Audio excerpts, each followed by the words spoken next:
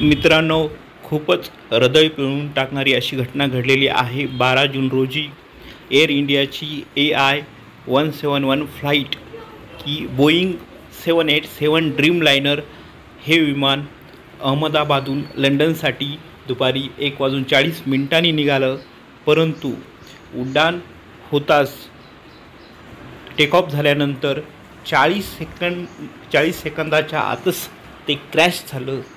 जवळपास 2 मिनिटाच्या आत ते एका मेडिकल हॉस्टेलवर क्रॅश झालं. फक्त 40 सेकंद ते हवेमध्ये राहिलं. त्यानंतर पायलटनी मिड कॉल दिला, परंतु कोणतंही सहकार्य झालं नाही आणि त्यामध्ये जवळपास 1,25,000 लिटर फ्यूल होतं आणि त्याचा मोठा ब्लास्ट झाला. त्यामध्ये सर्व जे पॅसेंजर्स होते, क्रू मेंबर्स होते आणि मेडिकलचे जे स्टुडंट होते त्यांचं खूप मोठ्या प्रमाणात नुकसान झालं.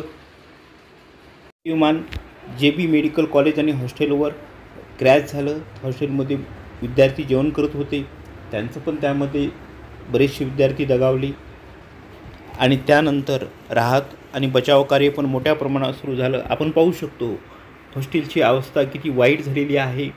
त्यावरून आपल्या लक्षात येते की किती मोठं तिथं हानी झाली असेल आणि कशा प्रकारचा माहोल तयार झाला असेल.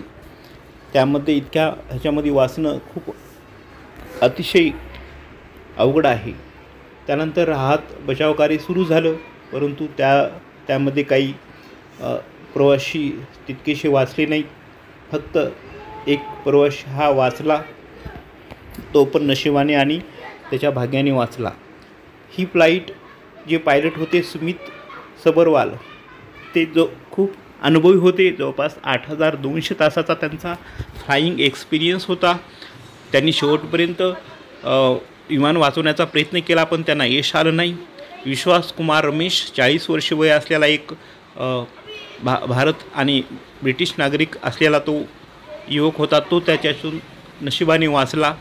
त्याचा सीट नंबर 11A होता आणि त्याला भाग्याने साथ दिली. त्यामुळे तो एवढ्या मोठ्या ट्रॅजेडीमधून वाचू शकला. गुजरातचे माजी मुख्यमंत्री पण त्या फ्लाईटमध्ये होते.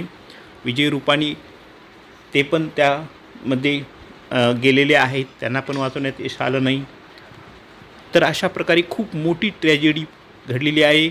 यामध्ये जवळपास 270 व्यक्ती डेड झालेले आहेत. नातेवाईक अतिशय शोकाकुल वातावरण आहे. देशामध्ये पूर्ण शोकाकुल वातावरण आहे. देश दुःखामध्ये आहे.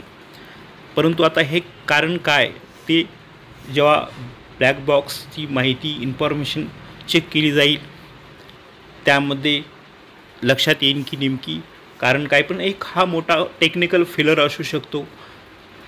त्यामध्ये थ्रश जो आहे, ताकद मिळत नव्हती विमानाला, म्हणजे कुठंतरी टेक्निकल किंवा मेंटेनन्स प्रॉब्लेम होता असं वाटतंय, परंतु ते चौकशी अंती समजेल. आपण ह्या सर्व अहमदाबादमधील दुर्दैवी विमान अपघातात जे व्यक्ती प्राण गमावलेले आहेत त्या नागरिकांना भावपूर्ण श्रद्धांजली वाहू.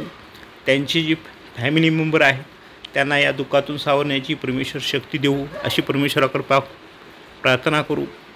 तर मित्रांनो, जीवन हे खूप अत्यंत अनिश्चित असं असतं. त्यामुळं आपण आपल्या फॅमिलीसोबत, आपल्या मित्रासोबत आनंदाने, सुखाने, समाधानाने आणि एकमेकांना सहकार्याच्या भावनेनं राहिलं पाहिजे. एवढंच या घटनेतून आपण शिकू शकतो. धन्यवाद.